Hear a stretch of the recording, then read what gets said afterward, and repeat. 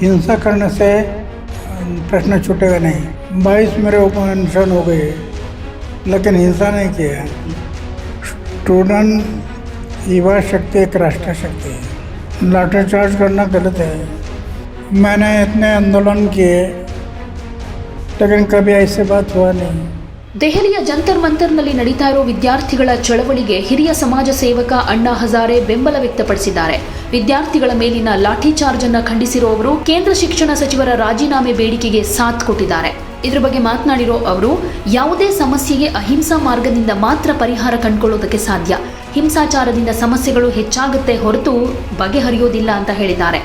ತಾವು ತಮ್ಮ ಜೀವನದಲ್ಲಿ 22 ಸಲ ನಿರಾಹಾರ ಸತ್ಯಾಗ್ರಹ ನಡೆಸಿದ್ರೂ ಎಂದಿಗೂ ಹಿಂಸೆಯ ಹಾದಿ ತುಳಿದಿಲ್ಲ ಹಾಗೂ ಯುವಶಕ್ತಿಯೇ ಈ ದೇಶದ ನಿಜವಾದ ರಾಷ್ಟ್ರಶಕ್ತಿ ಅಂತ ಬಣ್ಣಿಸಿದ್ರು. ಶಿಕ್ಷಣ ಸಚಿವರು ರಾಜೀನಾಮೆ ನೀಡಬೇಕಾ ಅನ್ನೋ ಪ್ರಶ್ನೆಗೆ ಉತ್ತರ ಕೊಟ್ಟ ಅಣ್ಣಾ ಹಜಾರೆ ರಾಜೀನಾಮೆ ನೀಡಬೇಕು ಅಂತ ಹೇಳಿದ್ದಾರೆ. ಈ ದೇಶದಲ್ಲಿ ಜನತೆಯೇ ಮಾಲೀಕರು, ಮಂತ್ರಿಗಳು ಮತ್ತು ಜನಪ್ರತಿನಿಧಿಗಳು ಕೇವಲ ಸೇವಕರು. ಸಾರ್ವಜನಿಕರು ಮತ್ತು ವಿದ್ಯಾರ್ಥಿಗಳು ಬೃಹತ್ ಪ್ರಮಾಣದಲ್ಲಿ ಒಂದಾಗಿ ಧ್ವನಿ ಎತ್ತಿದಾಗ ಸರ್ಕಾರ ಅವರ ಬೇಡಿಕೆಗೆ ಸ್ಪಂದಿಸಲೇಬೇಕು ಅಂತ ಹೇಳಿದ್ದಾರೆ. ಹಾಗೆ ವಿದ್ಯಾರ್ಥಿಗಳ ಮೇಲೆ ಪೊಲೀಸರು ಮಾಡಿರೋ ಲಾಠಿ ಚಾರ್ಜ್ ಅನ್ನು ತೀವ್ರವಾಗಿ ಖಂಡಿಸಿದ್ದಾರೆ.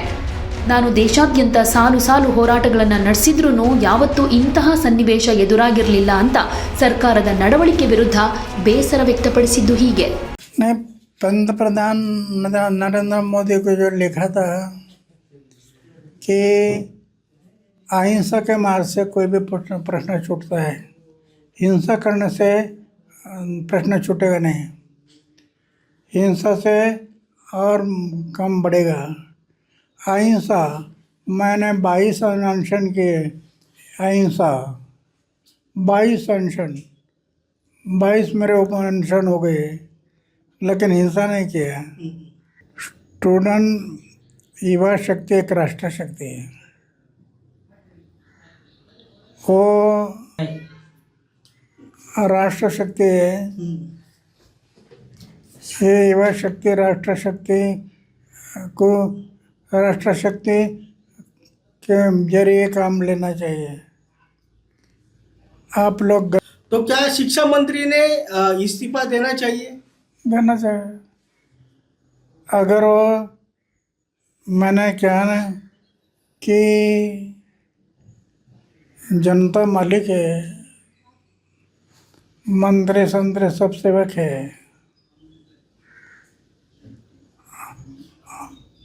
कोई भी काम करना है तो वो जनता को लगता है कि ये होना चाहिए। बड़े पैमाने पर जनता आगे आती है तो करना चाहिए। अन्ना, जिस तरह से जो छात्र है उनके ऊपर लाठी चार्ज हुआ है आंदोलन के दौरान, गलत है। लाठी चार्ज